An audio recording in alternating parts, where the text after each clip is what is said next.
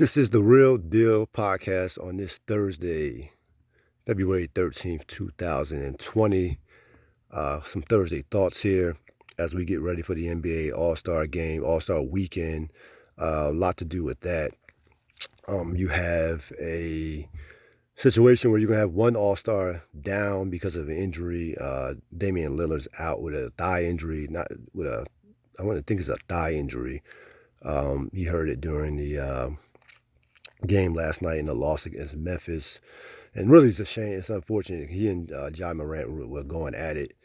Neither one of them put up great numbers as far as scoring wise, but they would just to see the back and forth, the veteran against the this up and coming player who's going to be a major force in this league for years to come. It was exciting to watch. So you'll have Devin Booker replacing him.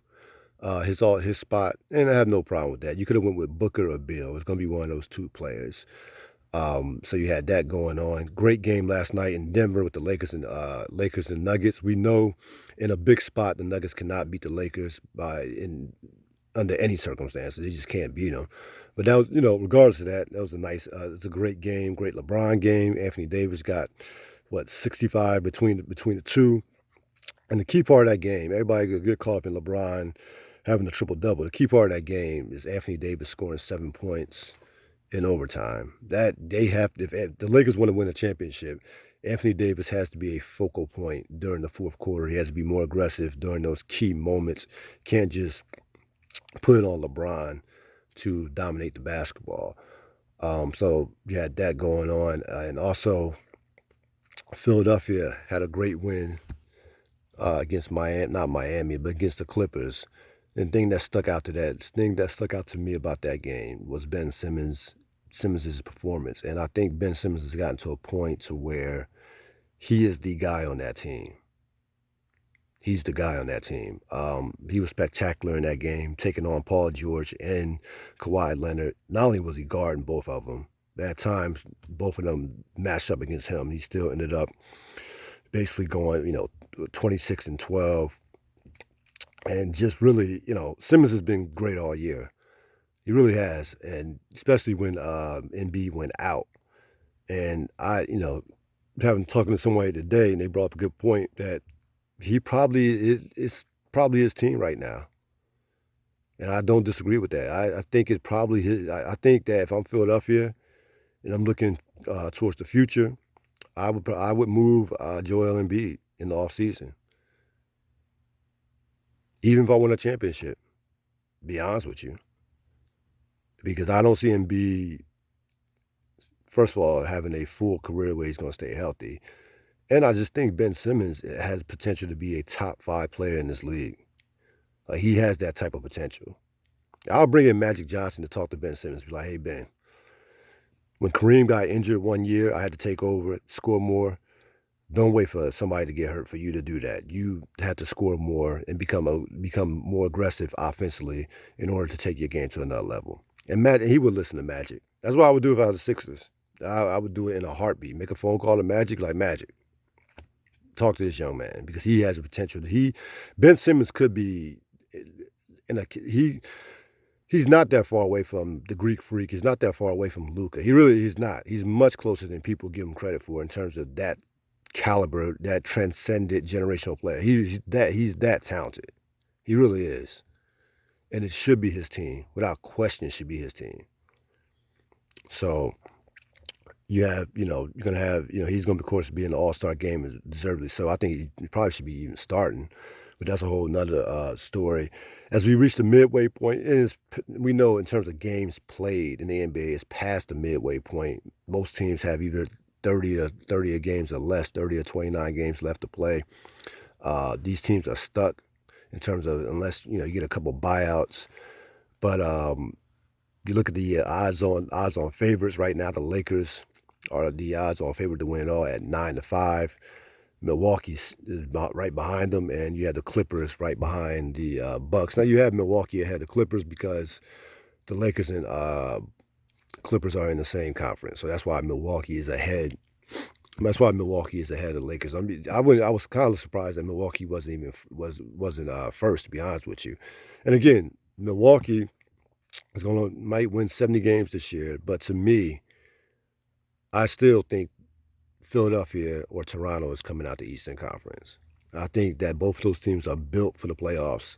I like Milwaukee a lot. Now, it could be this year that the Greek Freak is just that good to where he may can carry this team to a championship. I don't think they'll win a championship, but he may could just carry them to the finals. He could be that dominant this year, and he, without question, should be he might even. I can make a case for Greek Freak being unanimous MVP right now. To be honest with you, he's been that dominant. But I don't see Milwaukee winning a championship. I mean, I think right now, Clippers, Lakers, so those are two teams that can win a championship. And Philadelphia will be very scary in the playoffs. Philadelphia has a lot of Detroit of 2004 in them defensively. They are a scary, dominant defensive team. They can match up against anybody with their length, their size in the middle. That team defensively, I would not want to see Philadelphia in the finals. Out of all these conference teams, I wouldn't want to see Philadelphia in the finals, to be honest with you. So you have that going on as far as the NBA goes. I know, again, I did not do the Power show, the Power recap, the series finale. Here's what I'll say. Very disappointed overall with the last 5 episodes of the season. We knew it was going to be Tasha or Tyreek. Either one of those two were going to shoot ghosts. So anticlimactic from that standpoint. I would beg the question: Is Tyreek and Tasha better off with Ghost being dead? Probably not. To be honest with you, Tasha's end up in jail, and Tyreek has to go to a 4-year college with a 3.5 just to get the trust. So from that standpoint, I told you I didn't like the fact that they were killing Ghosts way back when. But keep this in mind: Amari Hardwick probably wanted to move on to other things. I get that. But they could have waited to kill him until like the last episode, where you saw a lot of Tommy, a lot of Tasha, a lot of Ghosts in the last 5 episodes. That's my biggest problem with the last season. These last 5 episodes, there were too much focus on other characters that I really didn't care about, to be honest with you, or who were role players at that, or ensemble actors, good actors, but still. That show was centered around 4 characters. Yeah, Ghost, Tasha, Tommy, Ghost, Angela, Tasha, and Tommy. That was it. Those are the core 4. You kill off Angela, fine. It's at the end of season 5, had no problem with that. But the show's become so big that they basically can get away with writing anything. This season they went for it, and they went for it this season. Again, the show is an all-time great as far as popularity, as far as a show to. It is probably the most overachieving show in the history of television, considering where they started. It started on a Saturday night with no one watching, with no one really even caring about the show, to 4 spinoffs and counting. And counting. They could end up with 6 or 7 spinoffs. Who knows? If these spinoffs are popular, Raising Kanan and, The Force with Tommy and Influence with Rashad Tate, who knows where it will stop. But I give Courtney Kemp a lot of credit. 50 Cent, you got to give them credit because this show started from the still Drake line started from the bottom. There were no expectations of this show. None. But they did, it did what it did, and, they deserved a lot, certainly stars and Kemp and 50 Cent deserve a lot of credit, but I was not impressed with the last season, in particular the last 5 episodes. That's going to wrap it up for these Thursday thoughts with the Ril Dil podcast. You will hear from me soon. I'm out.